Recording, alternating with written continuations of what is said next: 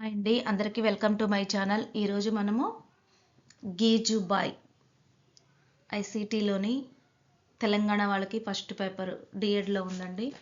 Text బుక్లో నుంచి తీసిచ్చినాయండి, model paper అయితే కాదు. చూడండి, గీజుబాయ్ జన్మించిన తేదీ ఏది? 1884 నవంబర్ 15, 1885 నవంబర్ 15, 1890 నవంబర్ 15, 1885 అక్టోబర్ 15.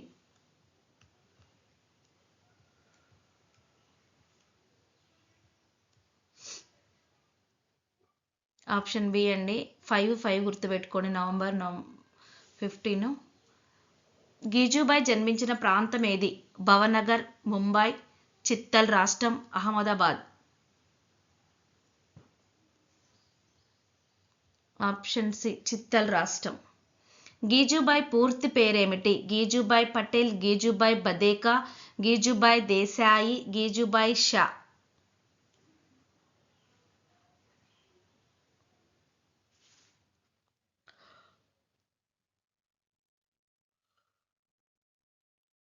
గీజుబాయ్ బదేకా.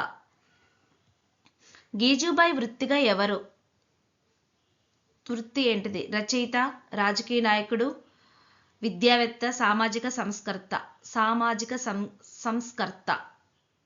ఆయన ఒరిజినల్గా వృత్తి ఏమిటి? విద్యావేత్త.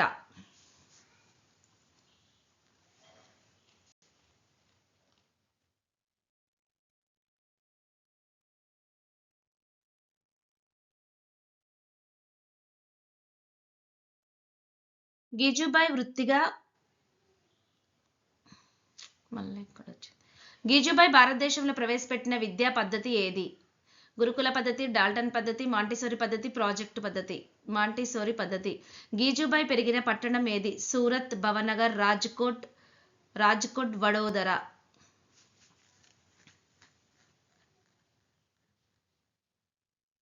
భవనగర్, ఇది గుజరాత్లో ఉందండి.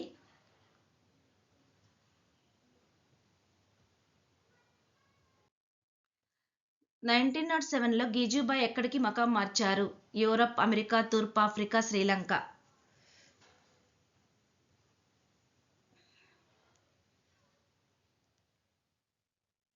1907లో తూర్పు ఆఫ్రికాకి మకాం మార్చారు.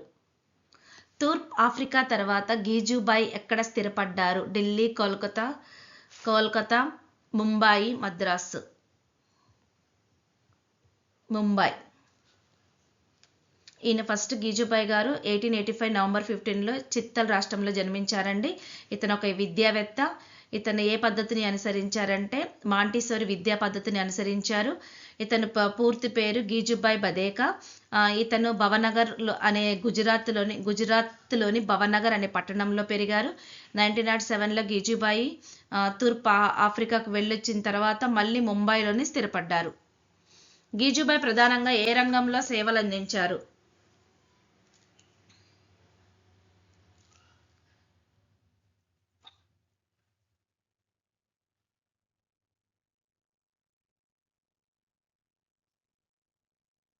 ప్రాథమిక విద్యలో సేవలందించారు. గీజుబాయ్ పేరు ముఖ్యంగా ఏ విషయంలో ప్రసిద్ధి చెందింది? బాలల కేంద్రిత విద్య, పరీక్షా విధానం, శిక్షా విధానం, ఉపాధ్యాయ శిక్షణ. బాలల కేంద్రిత విద్య.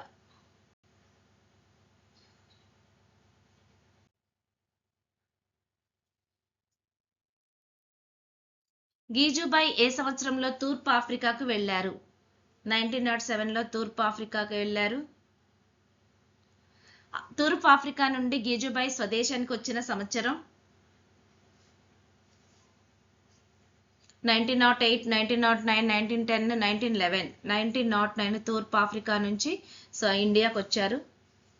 గీజుబాయ్ ముంబైలో ఏ విద్యను అభ్యసించారు?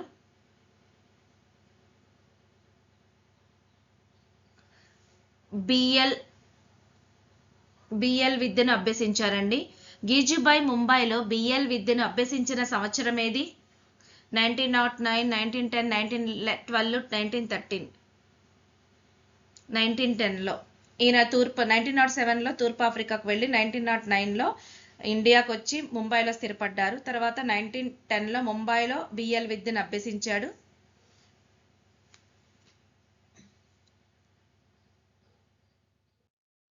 తన విద్యాభ్యాసం పూర్తి అయ్యాక గీజుబాయ్ ప్రారంభించిన వృత్తి ఏది?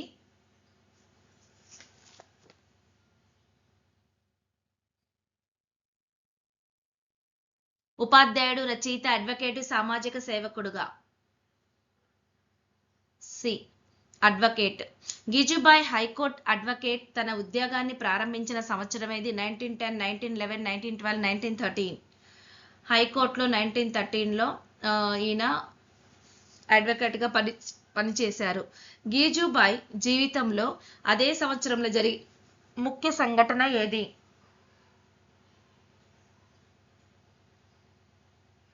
విదేశీ ప్రయాణం, వివాహం, పుత్రుడు జన్మించటం, ఉపాధ్యాయ వృత్తి ప్రారంభం. పుత్రుడు జన్మించాడు. గీజుబాయ్ జీవితంలో 1913 సంవత్సరం ఎందుకు ముఖ్యమైంది?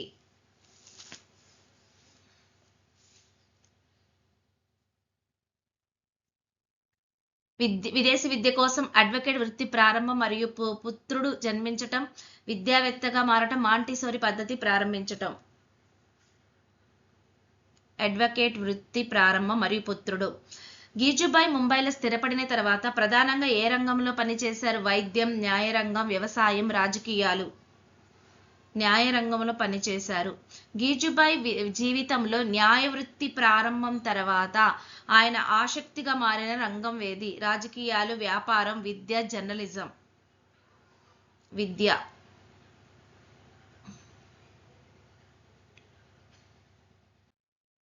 గీజుబాయ్ తన పుత్రునికి పెట్టిన పేరు ఏమిటి? మహాత్మా, నరేంద్ర, రవీంద్ర, సత్యేంద్ర.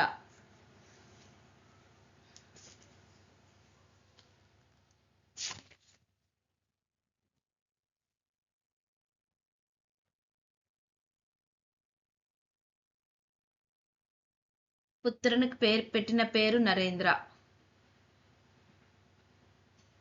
శ్రీ దక్షిణామూర్తి భవనం మందిరం ఏ సంవత్సరంలో స్థాపించారు? 1913, 1914, 1915, 1916. 1915.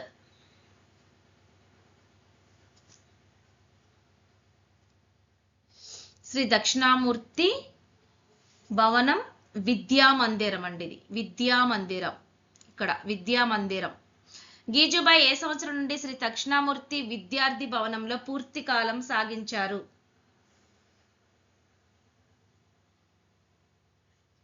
అంటే ఆయన జీవితకాలం అంతా ఇక్కడే సాగించారు. 1914, 1915, 1916, 1917. 1916. 1916 నుంచి శ్రీ దక్షిణామూర్తి విద్యాభవనంలో పూర్తికాల జీవితం సాగించారు. బాలమందిరం స్థాపించిన సంవత్సరం ఏంటి? అంటే ఇది ఎప్పుడైతే తర్వాత ఈ భవనం తర్వాత ఆయన ఇంకోటి స్థాపించారండి, బాలమందిరం. అది 1920లో స్థాపించారు.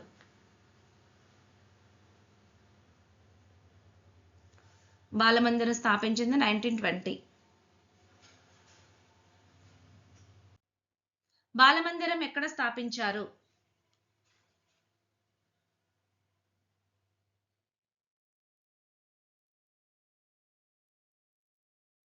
అహ్మదాబాద్, సూరత్, రాజ్కోట్,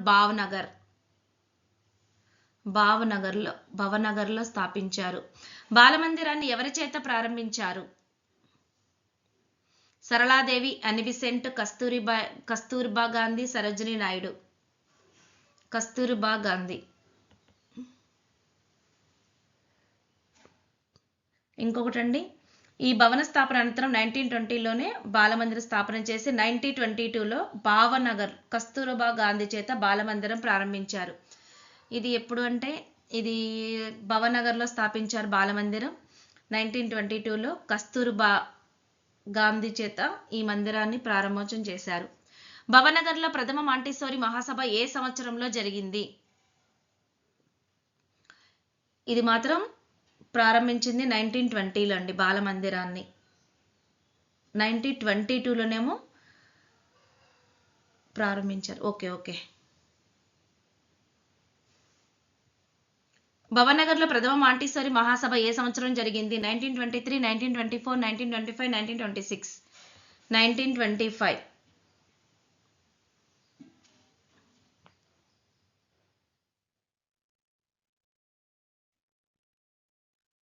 1925లో స్థాపించిన మరో ముఖ్య సంస్థ ఏది? బాలమందిరం, ఉపాధ్యాయ శిక్షణ కళాశాల, విశ్వవిద్యాలయం, గురుకులం. 1925లోనే భవనగర్లో ప్రథమ మాంటిసోరి మహాసభను, తర్వాత ప్రథమ ఉపాధ్యాయ శిక్షణ కళాశాలను స్థాపించటం జరిగింది. ఉపాధ్యాయ శిక్షణ కళాశాలను అదే సంవత్సరంలో. 29 అహ్మదాబాద్లో జరిగిన ద్వితీయ మాంటిసోరి మహాసభ ఏ సంవత్సరంలోది? 1926, 1927, 1928, 1929. 1928. ద్వితీయ మాంటిసోరి మహాసభలో గీజుబాయి ఏ హోదాలో ఉన్నారు? కార్యదర్శి, అతిథి, అధ్యక్షుడు, నిర్వాహకుడు.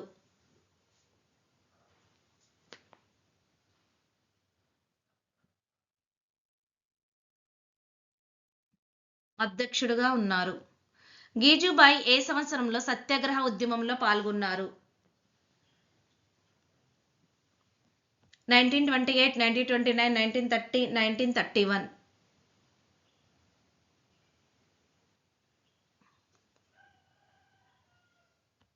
1930. సత్యాగ్రహ ఉద్యమం సమయంలో గీజుబాయి ఎక్కడ నివసించారు? జైలు, ఆశ్రమం, శరణార్థ శిబిరాలు, పాఠశాల.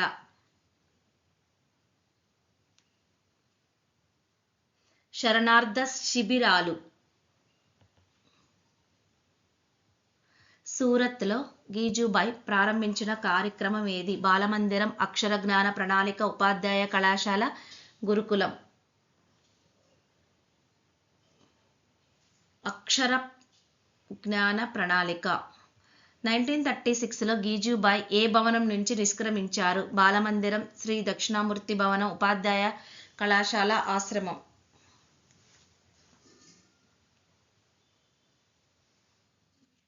శ్రీ దక్షిణామూర్తి భవనం నుంచి.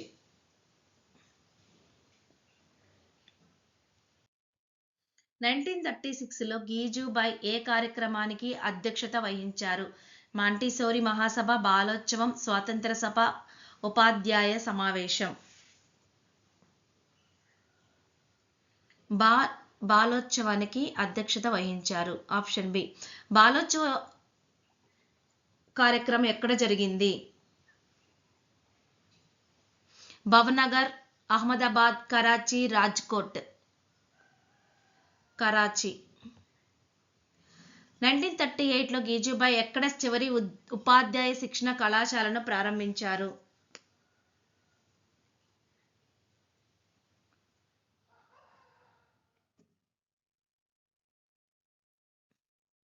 రాజ్కోట్లో.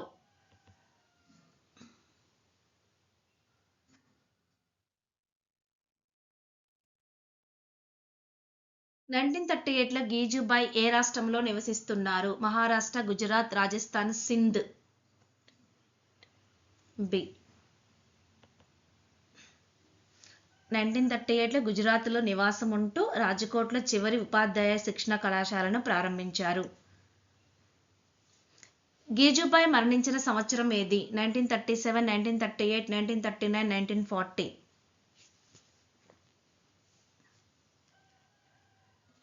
1939.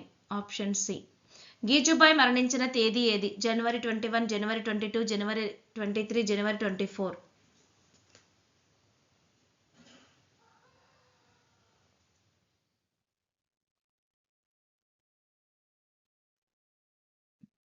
ఇవి జనవరిలు కాదండి, అన్ని జూనే. జూన్ 23. ఇది జూన్ అండి.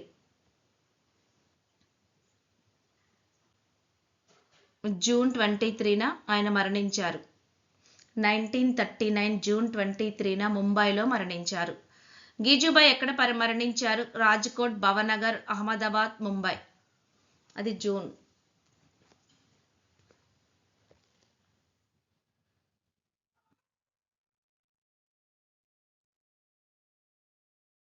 గీజుబాయి అనే పేరు వినగానే మనకు ముందుగా ఎవరు గుర్తుకు వస్తారు? రాజకీయ నాయకుడు, స్వతంత్ర సమరయోధుడు, విద్యావేత్త, రచయిత.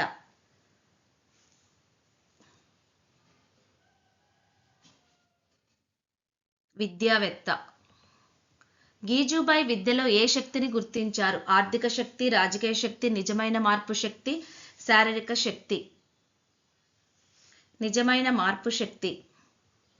విద్య ద్వారా గీజుబాయ్ ఏది సాధ్యమని నమ్మారు? ఉద్యోగాలు, ధనం, సమాజంలో మంచి మార్పులు, అధికార పదవులు. సమాజంలోని మంచి మార్పు. గీజుబాయ్ అభిప్రాయం ప్రకారం ఉపాధ్యాయులు ఏమి చేయగలరు? వ్యక్తిత్వాన్ని క్రమశిక్షణతో తీర్చిదిద్దటం. గీజుబాయ్ విద్య ద్వారా సమాజంలో ఏమి రూపుమాపవచ్చు అని నమ్మారు? పేదరికం, దుర్గుణాలు, నిరుద్యోగం, అశాంతి. విద్య ద్వారా సమాజంలో దుర్గుణాలు మాన్పొచ్చని నమ్మారు. గీజుబాయ్ ఒకేసారి ఎలా కనిపిస్తారు? కఠిన ఉపాధ్యాయుడుగా, సాధారణ వ్యక్తిగా, సాధారణ వ్యక్తి మరియు అసాధారణ ఉపాధ్యాయుడిగా, అధికారిగా. సాధారణ వ్యక్తి మరియు అసాధారణ ఉపాధ్యాయుడిగా. గీజుబాయ్ విద్యారంగంలో ఉన్న వేటిని వ్యతిరేకించారు? సృజనాత్మకత, మూఢనమ్మకాలు, ప్రయోగాలు, స్వేచ్ఛ. మూఢనమ్మకాలు. గీజుబాయ్ విద్యార్థులను ఏనాటి నుంచి విముక్తి చేశారు? పుస్తకాల నుంచి, పరీక్ష నుంచి, విచక్షణ లేని నియమ నిబంధనల నుంచి, ఉపాధ్యాయుల నుంచి. విచక్షణ లేని నియమ నిబంధనల నుంచి. గీజుబాయ్ కఠినమైన పాఠశాల వ్యవస్థను ఎలా మార్చారు? మరింత కఠినంగా, సరళమైనదిగా, శిక్షాపరంగా, నియమబద్ధంగా. సరళమైనదిగా. గీజుబాయ్ ఏ విషయానికి సవాల్ విసిరారు? ఉపాధ్యాయ శిక్షణకు, పరీక్షా విధానానికి, స్కూల్ సిలబస్కు, ప్రభుత్వానికి.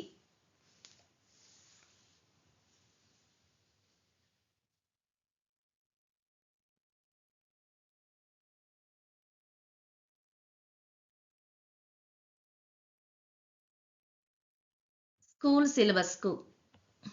గీజుబాయ్ ప్రతిపాదించిన విద్యా విధానం ఎవరి కోసం? ఉపాధ్యాయుల కోసం, తల్లిదండ్రుల కోసం, బాల్యం కోసం, ప్రభుత్వానికి. ఇతను బాల్యం కోసం నిజమైన జీవితాన్ని ప్రసాదించగల, విముక్తి కలిగించగల విద్యా విధానం ప్రతిపాదించాడు. బాల్యం కోసం. గీజుబాయ్ జీవితం ప్రధానంగా ఎవరికి అంకితం చేయబడింది? పిల్లలకు.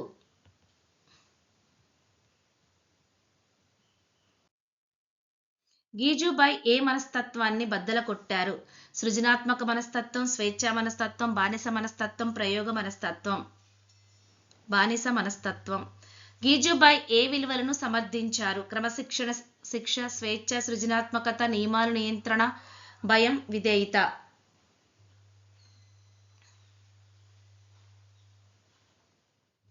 స్వేచ్ఛ, సృజనాత్మకత విలువలను అంటే బానిసత్వ మనస్తత్వను వ్యతిరేకించి స్వేచ్ఛ, సృజనాత్మకత విలువను సమర్థించారు. గీజుబాయ్ కేవలం సిద్ధాంత వ్యక్తేనా?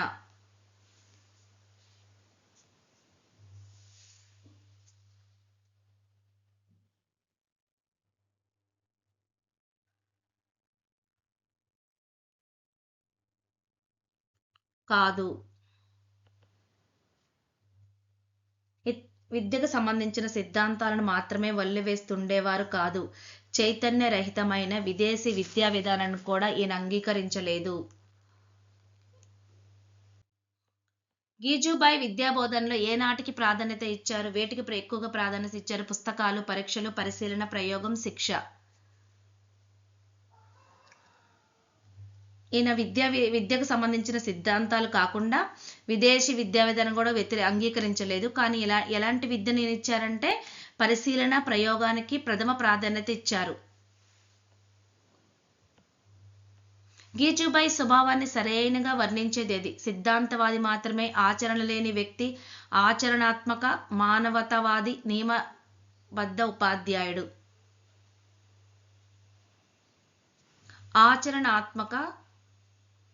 ఆచరణాత్మక. ఇతను ఎలా ఉండేవారంటే పరిశీలనకు, ప్రయోగానికి ప్రథమ ప్రాధాన్యత ఇచ్చినటువంటి వ్యక్తి కాక ఆచరణాత్మక సిద్ధాంతాలను కఠినంగా అమలు పరిచేవారు.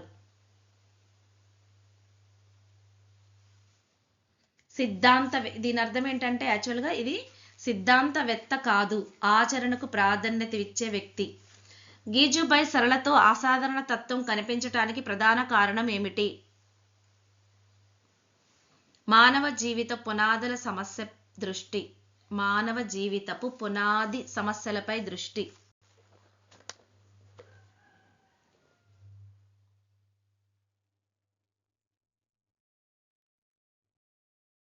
గీజుబాయ్ ప్రతిపాదించిన శిక్షణ ఎలా ఉండాలని చెప్పారు? కఠినమైనదా, రసహీనమైనదా, ఉద్దేశంతో ప్రయోజనం నిండినదిగా, కేవలం పరీక్షల కేంద్రంగా? ఉద్దేశం ప్రయోజనంతో నిండిందిగా. గీజుబాయ్ పరిష్కరించిన సమస్యల్లో ఆయన గొప్పతనం ఏమిటి? ఆచరణలో చూపి విజయం చేయించటం. గీజుబాయ్ అభిప్రాయం ప్రకారం పిల్లల బోధన ఎలా ఉండాలి? ప్రేమతో లాలిస్తూ క్రమశిక్షణ అలమరిచేలా. Option C.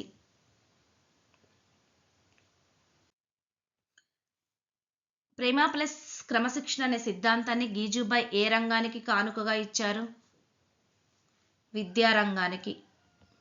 గీజుబాయ్ తన జీవితాన్ని మొదట ఏ వృత్తితో ప్రారంభించారు? ఉపాధ్యాయుడు, న్యాయవాది, రచయిత, సామాజిక కార్యకర్త. మొదట ఆయన న్యాయవాదిగా. న్యాయవాది వృత్తిని వదిలి గీజుబాయ్ పిల్లల వైపు మళ్ళటానికి ప్రధాన కారణం ఏమిటి? బాలల శిక్షణపై ఆకర్షణ. గీజుబాయ్ కాలంలో విద్యాలయాల స్థాపనకు ప్రధాన ఉద్దేశం ఏమిటి?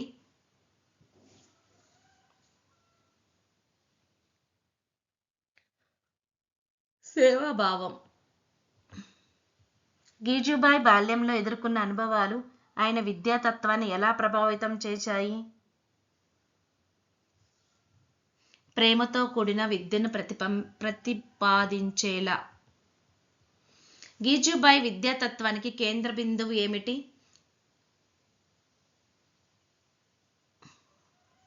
పిల్లల శ్రేయస్సు. గీజుబాయ్ విద్యా సిద్ధాంతాలు ప్రధానంగా వేటిపై ఆధారపడి ఉన్నాయి? స్వాతంత్రత, స్వాలంబన, స్వయం క్రమం, సృజనాత్మకత. Option B. గీజుబాయ్ వ్యతిరేకించిన బోధన విధానం ఏది?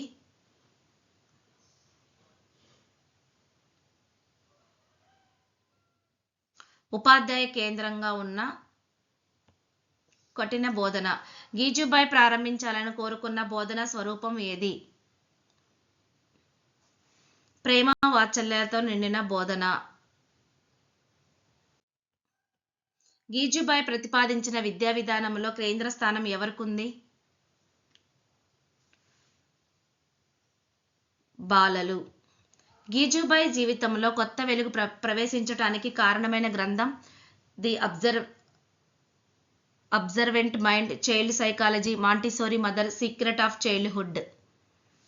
కొత్త వెలుగు ప్రవేశించటానికి కారణం మాంటిసోరీ మదర్.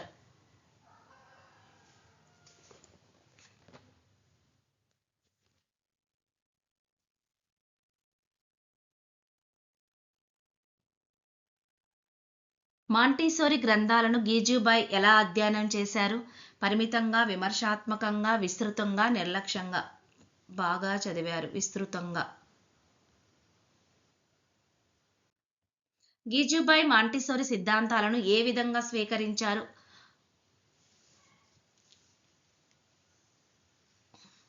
ప్రయోగాత్మకంగా, అవసరానికి అనుగుణంగా. గీజుబాయ్ మాంటిసోరీ సిద్ధాంతాల ఆధారంగా స్థాపించిన సంస్థ ఏది? శ్రీ దక్షిణామూర్తి బాలమందిరం. శ్రీ దక్షిణామూర్తి బాలమందిరం ఎక్కడ స్థాపించారు? భవనగర్. గీజుబాయ్ విద్యాతత్వంలో అత్యంత ప్రముఖమైన మార్పేంటి? శిక్ష స్థానంలో ప్రేమ. గీజుబాయ్ అభిప్రాయం ప్రకారం విద్య యొక్క అసలైన అర్థం ఏమిటి? వికాసం.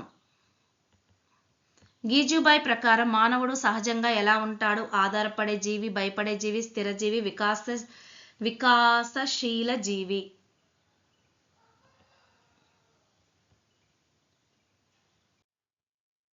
గీజుబాయ్ ప్రకారం శిక్షణ ద్వారా అభివృద్ధికి ఏం కలుగుతుంది? ఒత్తిడి, ఆటంకం, దిశానిర్దేశం, భయం. దిశానిర్దేశం. సరియైన శిక్షణ లభిస్తే అభివృద్ధి ఎలా ఉంటుంది? యాదృచ్ఛికంగా, నిర్మాణాత్మకంగా, పరిమితంగా, ఆలస్యంగా. నిర్మాణాత్మకంగా ఉంటుంది. 83 గీజీబాయ్ ప్రకారం మానవ వికాసానికి ప్రధాన ఆధారం ఏమిటి? అనుభవం.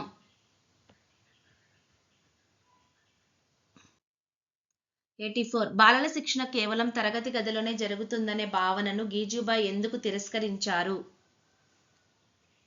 శిక్షణ జీవనమంతా వాతావరణంలో జరుగుతుందని నమ్మారు. 85 గీజుబాయ్ రచనలో ఏది కల్పనాత్మక శీర్షిక ప్రసిద్ధి చెందింది? పగటి కళ.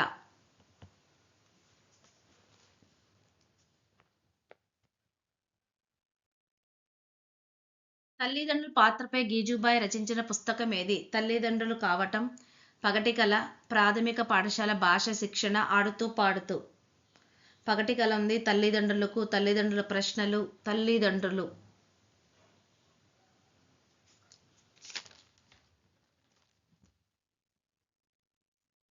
తల్లిదండ్రుల సందేహాల ప్రశ్నల రూపంలో చర్చించిన గ్రంథం ఏది? తల్లిదండ్రుల ప్రశ్నలు.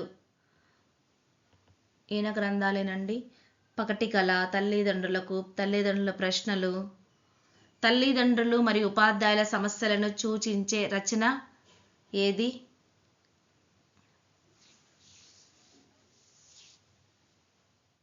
తల్లిదండ్రుల తలనొప్పి.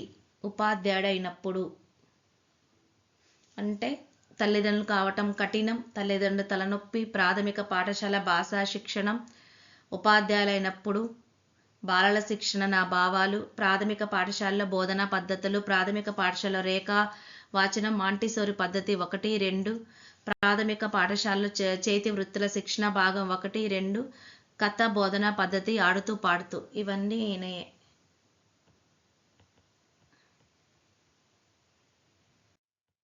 ప్రాథమిక పాఠశాల భాషా బోధనపై గీజుబాయ్ రచన ఏది?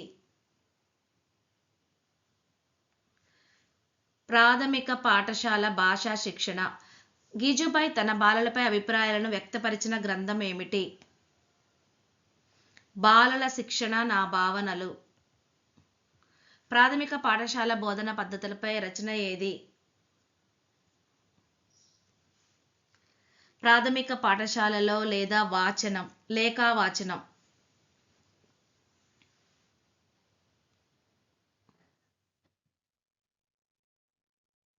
సారీ అండి. ప్రాథమిక పాఠశాల బోధనా పద్ధతులు. చదవటం రాయటం మీద కేంద్రీకరించిన రచన ఏది?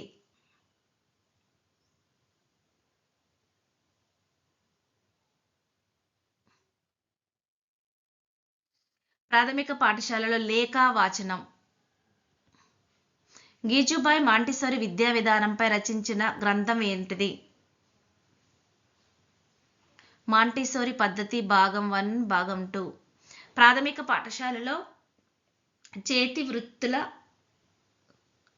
వృత్తి విద్యపై రచన ఏది? ప్రాథమిక పాఠశాలలో చేతి వృత్తుల శిక్షణ భాగం 1, భాగం 2. కథలను బోధన సాధనంగా ఉపయోగించే పద్ధతిపై రచన ఏది? కథా బోధనా పద్ధతి. పాటలు, ఆటల ద్వారా బోధనపై గీజుబాయ్ రచన ఏది?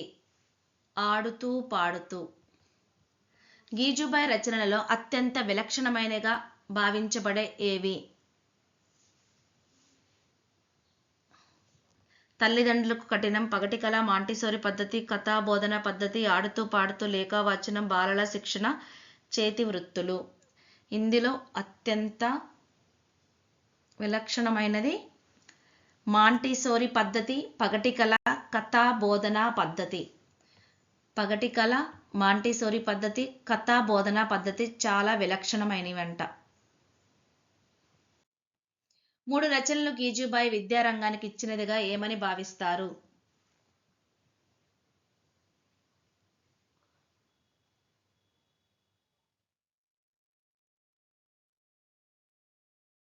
ఈ 3 పుస్తకాలు విద్యారంగానికి కానుకలంట. గీజుబాయ్ రచనలు ముఖ్యంగా ఎవరి జీవితాలను లోతుగా అర్థం చేసుకోవడానికి సహాయపడతాయి?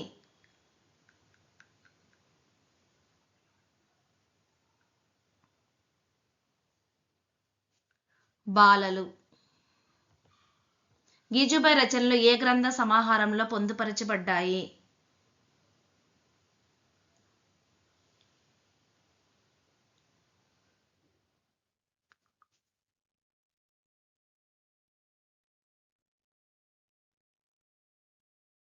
గీజుబాయ్ సమగ్ర సాహిత్యం.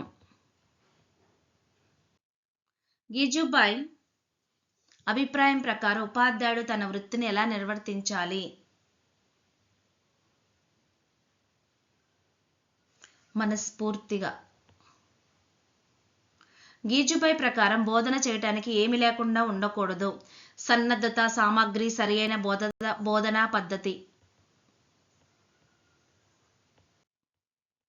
గీజుబాయ్ తన రచనలు, ఆచరణలు ప్రధానంగా ఏ వాటిని ప్రస్తావించారు?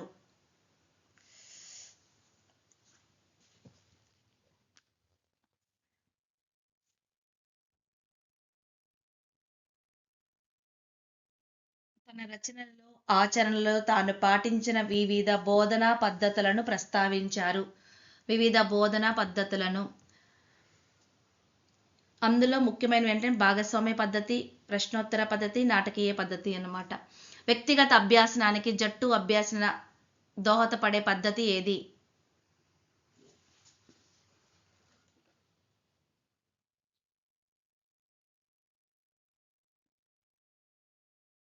భాగస్వామ్య పద్ధతి. ఇది వ్యక్తిగత అభ్యాసనానికి జట్టు అభ్యాసనం దోహదం చేసే పద్ధతి. విద్యార్థులు స్వయంగా తాము అభ్యసిస్తూ జట్లలో ఉంటారు. ఒక జట్లు ఇంకొక జట్టు పరస్పర అభ్యాసనం చేసుకుంటారు. తాము నేర్చుకున్న అంశాలను, అర్థం కాని అంశాలను జట్లుతో పంచుకుంటారు.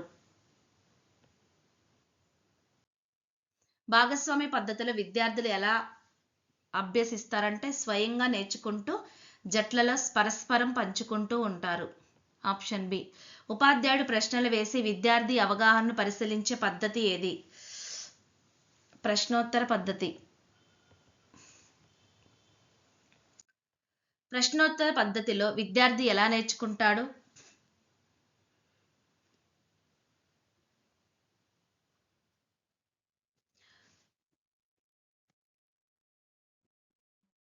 ప్రశ్నలకు సమాధానం ఇస్తూ పలు రకాల ప్రశ్నలు వేయటం ద్వారా ఉపాధ్యాయుడు ఎప్పటికప్పుడు విద్యార్థికి అవగాహనను పరిశీలిస్తూ ఉంటాడు. పాఠ్యాంశాలను నాటక రూపంలో బోధించే పద్ధతిని నాటకీయ పద్ధతి. నాటకీయ పద్ధతిలో విద్యార్థుల పాత్ర ఏమిటి?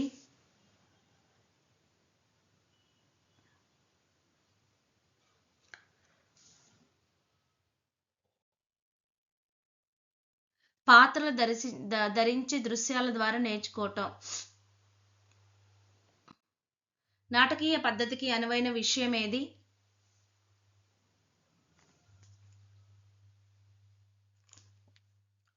సాంఘిక శాస్త్రం మరియు భాష ఇవి రెండు అనువైనవిగా ఉంటాయంట నాటకీయ పద్ధతికి.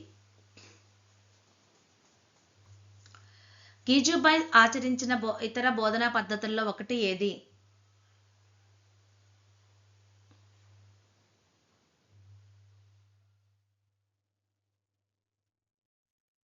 సమీకృత పద్ధతి.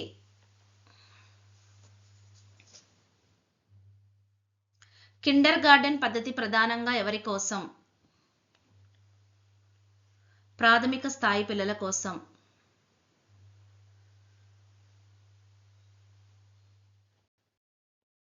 స్వయం శిక్షణ పద్ధతి ద్వారా ఏం పొందుతుంది?